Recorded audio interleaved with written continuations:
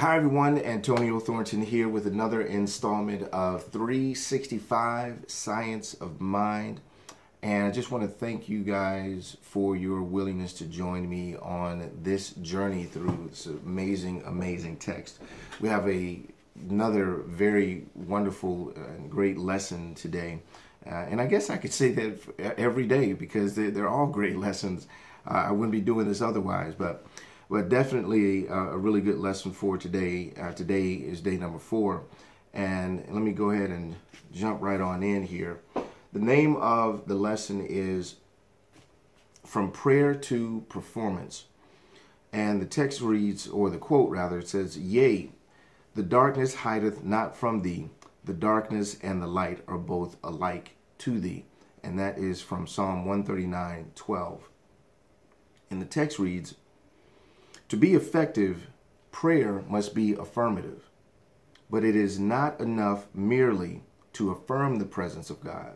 We must add to this realization the thought that divine intelligence is acting in and through us now. Prayer is not a wishful or wistful longing, nor is it an escape from objective reality. To become lost in our prayers might give us an unconscious desire to escape the activities of life. Therefore, we affirm that divine intelligence not only knows what to do, but also impels us to act on its knowing." Wow. And I'll read a couple of lines here from the affirmation. I encourage you to go through the entire thing, but I'll just read a few lines here. It says, "I hand my life and affairs over to divine intelligence, to the power that knows how to do everything. I do this in the complete conviction that I receive only good into my experience." And I'm going to skip a few lines down into the next paragraph. It says, "If there is anything I ought to do about this, I accept the action and know that I receive guidance and am impelled to act intelligently. Therefore, I have a complete sense of ease and assurance." Wow, two really powerful things jump out for me from this lesson. And the first one is the importance of affirmative prayer. I think in life, things happen and we become very clear on what we don't want. Something happens and we say, I don't want that anymore. Or we may, desire something like to stop smoking, or to stop overeating, or stop making bad choices around relationships. And those are usually the prayers, the intentions that we set is, we set the intention to stop smoking. We set the intention to stop eating junk food. But what we don't realize we're doing is that we're putting energy towards those things. We've heard the phrase, where attention goes, energy flows. So if you're focusing on stop smoking, you're really focusing on and putting energy around smoking. If you are focusing on stop eating junk food, you're putting energy and focus on the junk food. So when you desire something in your life, it's imperative to state that in the positive. So if you want to stop eating junk food, you would have an intention or prayer for making healthier food choices. If you want to stop smoking, you might have an intention for making healthier choices with your life, and not on the not smoking. And there's scientific research around the idea that the brain, the mind, doesn't really process negatives like don't and not. So when you say don't smoke, what your brain hears is just smoke, which is why we continue to get those things. There's I think it's Abraham that says, what we resist persists, and that's a very, very important lesson to identify if you're wanting something out of your life, is to state that in the positive. Another lesson that I got out of here is action, taking action. I think sometimes in the spiritual community, it's easy to get caught up in our prayers. It's easy to get caught up in the metaphysical side of things versus the physical side of things.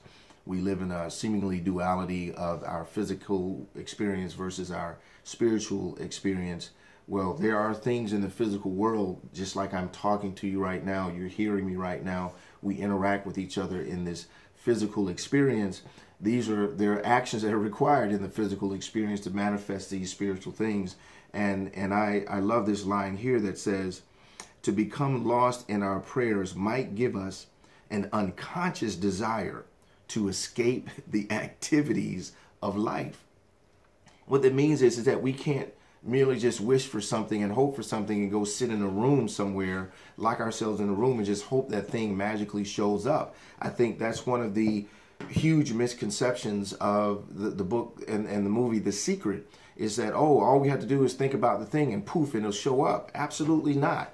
And thank goodness for that, by the way, because some of the things that we think about, we don't want to immediately manifest in our lives. We have to take action in order for those things to become a reality.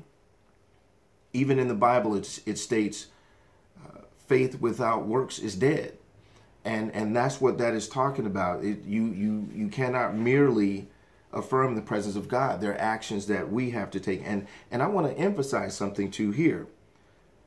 Intelligent action is what it says. Intelligent action. And what does that mean, intelligent action? Well, that means that we take the actions that are in vibrational alignment with what it is we say we want for ourselves. If we want to have a healthier lifestyle, we can't go around eating junk food. Those two are not vibrationally aligned. If we want a loving and caring relationship, we can't go out about doing the things that don't bring about a loving and caring relationship. If we wanted to stop drinking, we can't go hanging out at bars and lounges and expect us to get the results that we want. We have to take intelligent action in addition to just taking action. It's or more accurately, I would say, is taking intelligent action to support the things that you desire. So how do we pull the practical application in our lives? When you define and identify what it is you want for yourself, and you're setting an intention, you're putting together a vision board, you're doing visualization or whatever process you use, prayer is stated in the positive, stated in the affirmative. State what it is you desire, what it is you want, and not what you don't want. And the other application here is identify the actions necessary in order to manifest or attract the thing that you want into your life. You know, the way the universe works is it's not like a magic trick, you know, alakazam and poof, these things show up. When we desire something, when we have an intention for something, and though it may seem that way, at times, but what happens is when we desire something, the universe rearranges itself and brings into our lives the things, the people, the resources, the tools, the situations that will grow us into attracting the thing that we desire for ourselves. So it's our responsibility to take some type of action, even if it's merely the action of allowing and receiving that thing into our lives. There's some action that we have to take, and that action must be intelligent or aligned, vibrationally aligned with what it is we desire for ourselves. So that's it for today's lesson. I hope you got something out of that, and feel free to share this with others. And of course, subscribe to my channel. If you're watching this on YouTube, if you're watching it on Facebook, definitely like the page and share the page, if you will. And if you don't have the book, of course, I have the link in the description below. And I look forward to tomorrow's lesson, and look forward to you guys joining me tomorrow for day number 5. You know, it seems like the year's almost over already. But I'm really looking forward to the remainder of this year and the journey with you guys. Take care.